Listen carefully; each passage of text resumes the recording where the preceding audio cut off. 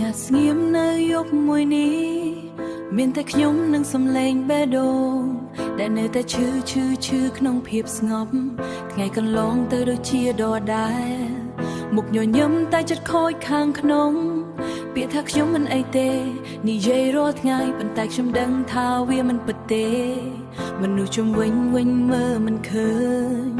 អ្វីដែលខ្ញុំលាក់នៅក្នុងចិត្តនៅតែធ្វើឲ្យខ្ញុំអស់កម្លាំងខ្ញុំសួរខ្លួនឯងរាប់ពាន់ដងតើត្រូវបន្តដល់ពេលណាកម្លាំងក្នុងចិត្តកាន់តែបាត់តែខ្ញុំមិនអាចបង្ហាញអ្វីបានហត់នឹងអារម្មណ៍ខ្លួនឯងតែមិនដែលស្ងប់ស្ងាត់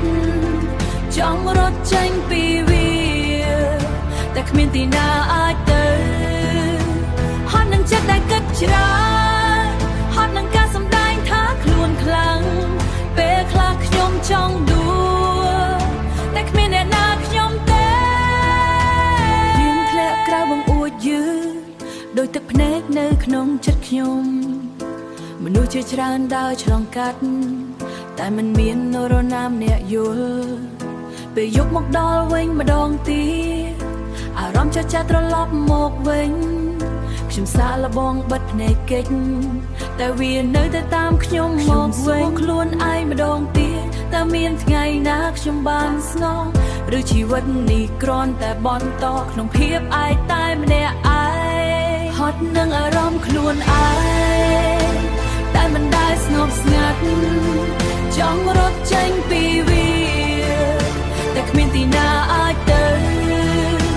ហត់នឹងចិត្តដែលគិតច្រើនហត់នឹងការសម្ដែងថាខ្លួនខ្លាំងពេលខ្លះខ្ញុំចង់ដួលតែគ្មានអ្នកណាខ្ញុំទេបើថ្ងៃណាមើលខ្ញុំបាត់ទៅនឹកឃើញខ្ញុំទេឬខ្ញុំគ្រាន់តែជាមនុស្សម្នាក់ដែលបាត់ក្នុងភាពស្ងាត់ខ្ញុំមិនចង់ខ្លាំងទៀតទេខ្ញុំគ្រាន់តែចង់ស្ងប់បន្តិចចង់មាននរណាម្នាក់យល់អារម្មណ៍ដែលខ្ញុំកំពុងមានហត់នឹងអារម្មណ៍ខ្លួនឯ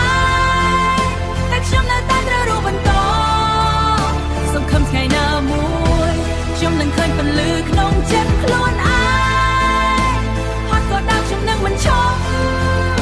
ទោះបីចិត្តខ្ញុំខូចខ្លាំងប៉ុណ្ណាថ្ងៃណាមួយខ្ញុំនឹងឆ្លងកាត់វាហើយរកឃើញខ្លួនឯងវិញស្ងប់ស្ងាត់វិញតែបេះដូងនៅតែបន្តនិយាយ